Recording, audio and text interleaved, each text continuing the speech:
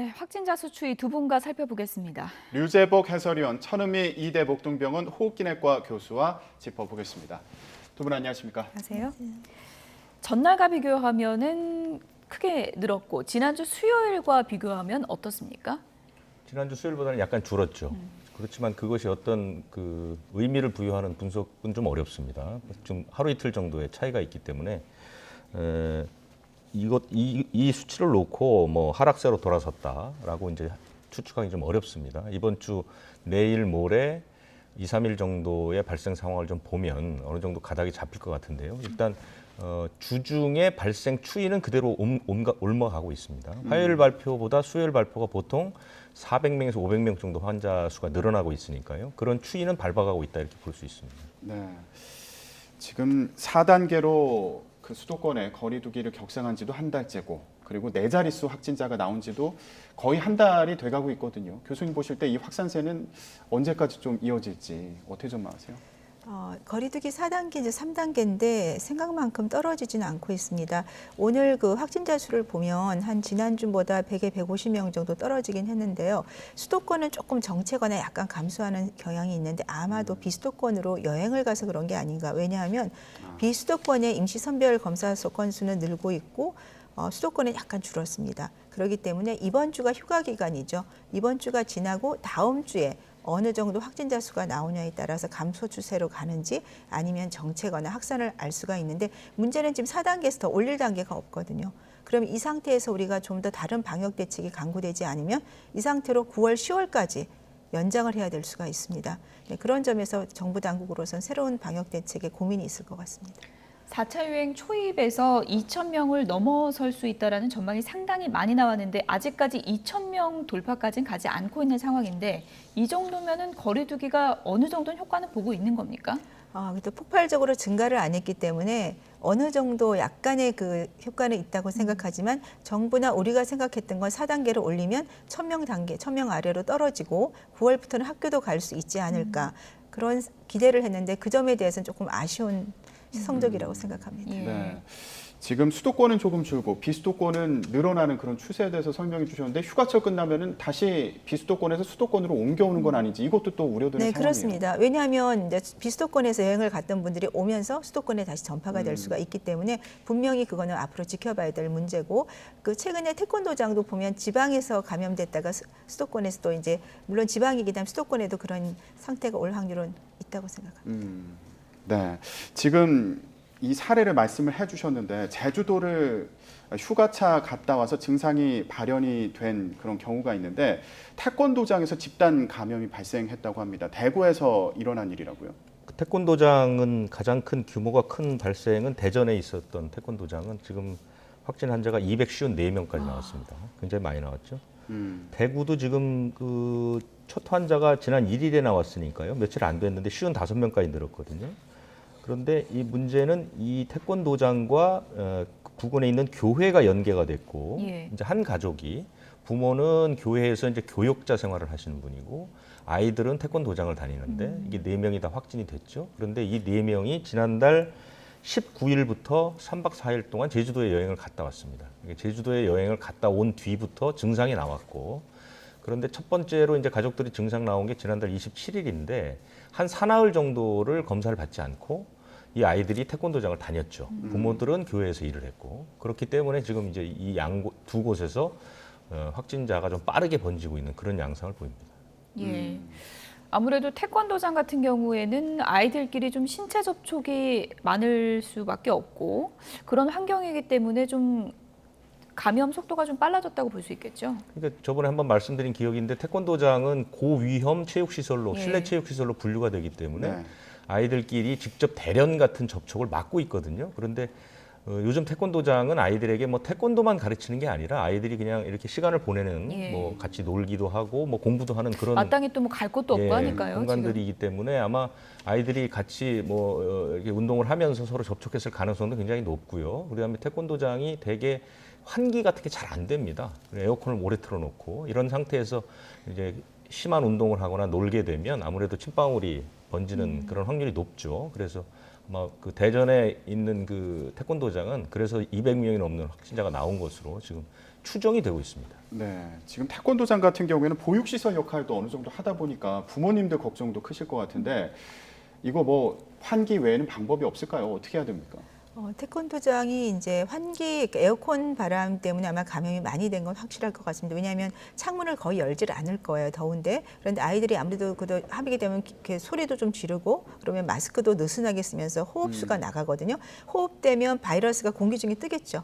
그러면 에어컨 바람을 통해서 전체를 다 돌아다닐 거고 그 또 비말이 어딘가 물체에 떨어지게 되면 우리가 뭐 세면대라든지 그런 것도 같이 쓰게 되고 또 태권도 이렇게 할 때 보면 또 기구도 가끔 사용을 하지 않습니까? 거기도 공용으로 쓰기 때문에 감염이 될 수 있고 여러 가지 이제 사례가 있고 태권도장뿐 아니라 뭐 헬스클럽도 마찬가지고요. 그러니까 밀폐된 공간에 있을 때는 저는 에어컨 청소를 항상 여러 번 강조를 드렸어요. 만일에 이 태권도장이 에어컨 필터 청소를 자주 했다면 그렇게 대규모로 감염되지는 않았을 것이다. 그리고 에어컨을 키더라도 환기를 주기적으로 1시간마다 10분 정도 문을 열어놨다면 그때도 이 정도로 많이 감염되진 않았지 않을까 조금 아쉬움이 있고 이런 점에 대해서는 앞으로 체육시설들이 조금 주의를 해야 될 것 같습니다. 지금 뭐 델타 변이 잡기도 상당히 바쁜 그런 상황인데 델타 변이에 델타 변이 플러스까지 지금 나왔습니다. 네. 감염자가 2명인데 알아보니까 또 아스트라제네카 다 맞은 분들이라 그래요? 네, 지금 돌파 감염 사례가 이전에 좀 생각을 못했죠. 이스라엘, 영국, 미국이 초반에 백신 접종이 올라가면서 상당히 감염자가 줄었다가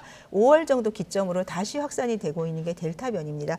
국내에서도 아스트라제네카 백신 접종 후에 보시면 10만 명당 한 17명 정도고요. 파이자가 5명, 얀센이 37명 정도입니다. 얀센이 1회 접종이기 때문에 아스트라제네카 1회 접종과 비슷하니까 2배가 높은 것이고요. 화이자가 그나마 제일 좋지만 화이자도 10만 명당 5명 정도 돌파가 있습니다. 그런데 돌파 감염이 되더라도 우리가 조금 걱정할 건 없는 게 중증으로 가는 건 상당히 적고요. 사망률은 거의 0%에 가깝다.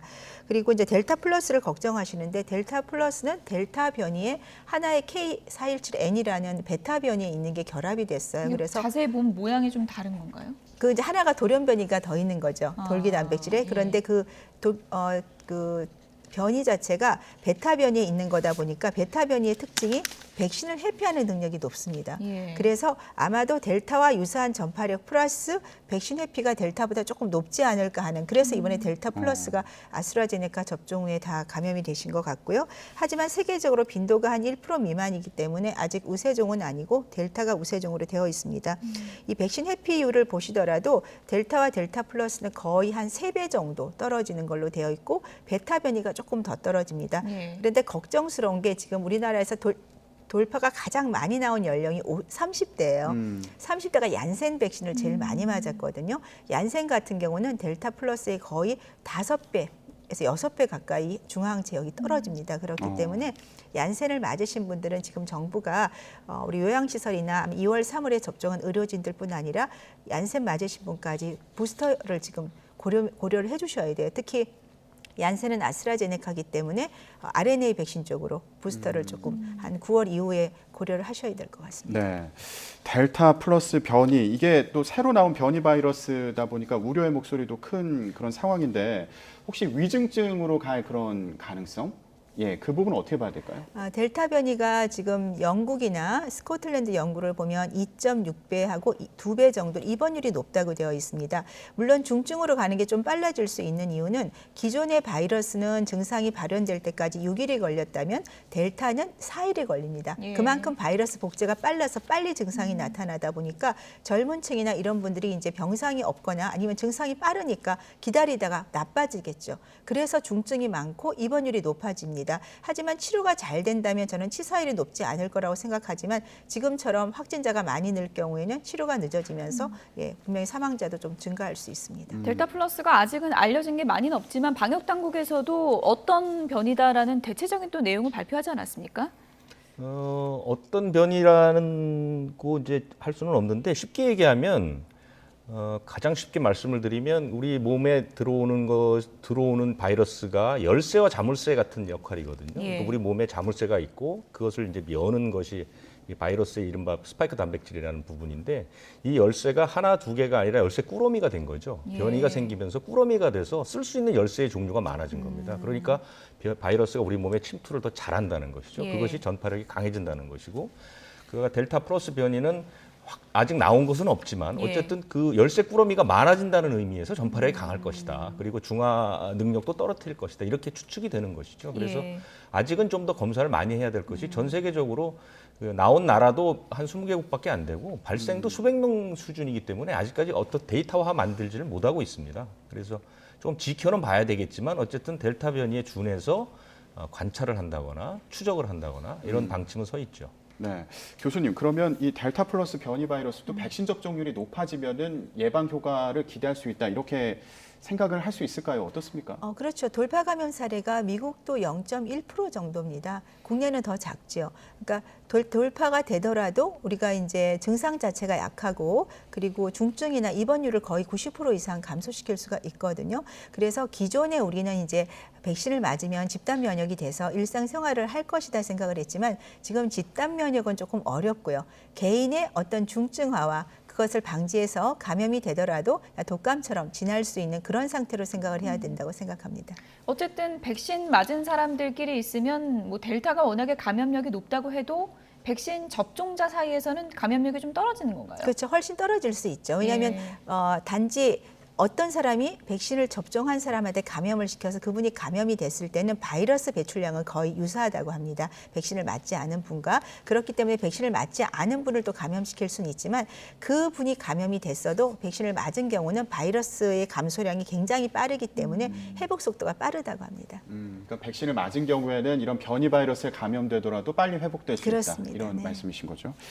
예, 지금 저희가 델타 플러스 이 변이 바이러스와 관련해서 얘기를 하고 있는데 이렇게 변이 바이러스가 또 새롭게 나오다 보니까 이거 백신 접종률 높아지더라도 거리두기 완화하는 게 가능할까 이런 의문의 목소리도 나오고 있어요.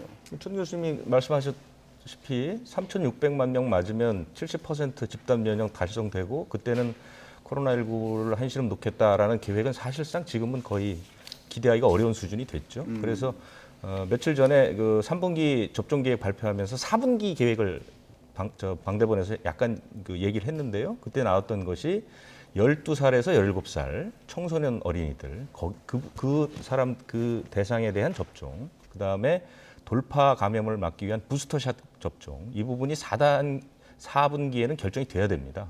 그래서 아마 우리가 지금 올해 들어오는 그 백신의 양이 1억 9천만 회분 정도 되거든요. 그러니까 상당히 물량은 많이 남아있죠. 그렇기 때문에 4분기에는 전체 인구 대비 85% 정도는 맞을 수 있도록 대상자를 좀 획기적으로 늘리고 부스터샷도 고령자를 중점으로 해서 시작을 해야 하는 것이 이제 방대본에서 어느 정도 그 염두에 두고 있는 그런 계획이라고 볼 수 있습니다. 어쨌든 이렇게 뭐 델타 플러스 변이까지 나오고 앞으로 또 어떤 변이가 나올지 모르는 상황인데 이렇게 되면은 백신 맞은 사람이라고 할지라도 야외에서 마스크 벗는 게 좀 꺼려지는 상황으로 가는 것 같아요. 그렇죠. 야외에서 이제 사람들이 별로 없고 뭐 등산이나 이럴 때는 사실은 마스크를 벗으셔도 되는데요. 바로 옆에 사람이 있다면 우리가 마스크를 안 썼을 경우에 무증상도 많거든요. 그 백신을 맞은 경우는 돌파가 되더라도 그럼 옆에 있는 분이 감염이 될 수가 있기 때문에 야외라고 하더라도 장소를 가려서 사람이 있는 곳에는 마스크를 써야 된다고 생각합니다. 네, 이러다 보니까 이제 올해 추석도 비대면으로 지내는 거 아닌가 이런 얘기도 벌써 나오고 있습니다. 어떻게 예상해 볼 수 있을까요? 저는 뭐 그래야 될 것 같습니다. 왜냐하면 추석이 지금 이제 한 보름 정도 남았거든요. 그러면 지금의 전체적인 그 발생 추세로 볼 때 3차 유행의 시작에서 정점에 이르는 게 46일이 걸렸거든요. 네. 그러면 반대로 유행이 잠재우는데도 그만한 시간이 필요하다고 보면 우리가 지금 유행이 시작된 게 한 달이 안 됐기 때문에 그리고 이제 4차는 유행의 파도가 그때보다 훨씬 크다고 제가 말씀드리지 않았습니까? 그리고 당초 기대했던 백신 접종률도 사실은 뭐 이달 말까지 획기적으로 높아지지는 않습니다. 50대가 맞는 정도니까요. 그러면 그 사람들이 맞고 2주가 지나서 효과가 나온다고 보면 추석까지는 이 1,000명 이상의 확진자가 줄 가능성은 그리 높지 않습니다. 네. 그러면 방대본 정부에서도 거리두기를 낮추거나 추석에 뭐 마음 놓고 부모님을 찾아뵈는 데까지의 조치는 어렵지 않을까. 네. 지금으로서는 어렵지 않을까 생각합니다. 오늘 코로나 확산 추이를 쭉 살펴봤는데 저희가 끝으로 좀 이 사진을 한 가지 좀 보여드려야 될 것 같습니다. 최근에 더위 속에서 우리 의료진들 정말 사투를 벌이고 있잖아요. 인터넷에서 이 사진 한 장이 화제를 모았습니다. 함께 보시죠. 지금 의료진이 이게 방호복을 입고 있는 그런 상황인데 왼쪽에 보면 이제 할머니가 네. 보여요. 아무래도 이제 치료를 받고 있는 상황에서 상당히 좀 외롭고 하다 보니까 의료진이 이렇게 좀 화투를 같이 이렇게 네, 저도 하는 사진입니다. 저도 보면서 참 대단하고 마음이 참 고운 분이라 생각을 했어요. 사실 저렇게 방호복 입고 같이 해주시기 너무 어려운데 그만큼 이제 또 환자분에 대한 그 어떤 애측함, 예, 그런 것도 같이 있었던 것 같습니다. 그런데 사실은 우리들이 저런 의료진을 도와줄 수 있는 것은 확진자가 줄어야 됩니다.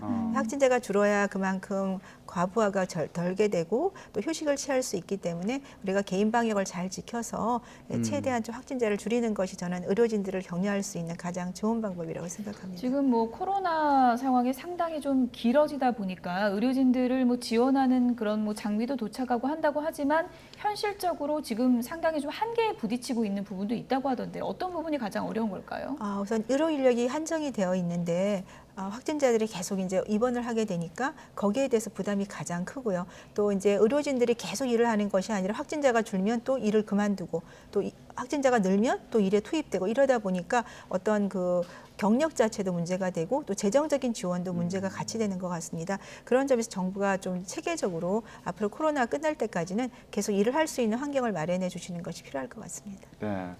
지금 사진 속 할머님이 93세라고 하더라고요. 예. 침대 생활을 불편해하셔가지고 침대를 치우고 이렇게 살가운 배려를 했다고 하는데 네티즌들 반응도 지금 보는 순간 눈물이 핑 돌았다 이런 반응들이 있었어요. 네. 뭐 의료진들이 고생하는 거는 뭐 다 알고 있는데 우리 지금 방역 역량을 두 가지로 놓고 보지 않습니까? 시설 면이 있고 인력 면이 있는데 시설은 지금 그렇게 크게 어렵지 않습니다. 우리가 즉시 가동할 수 있는 뭐 중증 환자 병상이라든가 중증 환자 생활치료센터가 다 절반 정도의 여력이 남아 있습니다. 시설은 우리가 상당히 확충을 많이 해놨는데 문제는 뭐냐면 인력이 확충이 별로 되질 않았다는 것이죠. 지난 몇 번의 기회가 있을 때마다 우리 전문가분들이 인력 확충을 좀 해야 된다는 얘기를 많이 하셨는데 그 부분은 생각만큼 확충이 잘 안 되고 있습니다. 그리고 또 상당히 효율적이지도 않습니다. 우리가 알고 있는 의료 인력이라는 게 뭐 양 의사도 있고 한 의사도 있고 뭐 그다음에 간호 인력도 있고 여러 가지가 있는데 이분들이 효율적으로 투입되고 있지 않다는 지적들이 많습니다. 그래서 앞으로는 이 시설보다는 인력을 어떻게 수급할 것이냐, 예. 그 사람들을 어떻게 대우해서 더 편하고 즐겁게 일할 수 있는 여건을 만들어 줄 것이냐. 그러니까 이런 사진을 보고 감동만 할 것이 아니라 예. 이것이 정책으로 이어지는 게 중요하다. 왜냐하면 코로나는 아직도 아주 오랜 기간 동안 더 싸워야 할 대상이기 때문에 그렇습니다. 예. 장기전이 될 수밖에 없는데 네. 최전선에 있는 우리 의료진들을 위한 좀 체계적인 시스템이 하루빨리 좀 마련됐으면 좋겠습니다. 유재복 해설위원 그리고 천은미 이대목동병원 호흡기내과 교수 두 분이었습니다. 고맙습니다.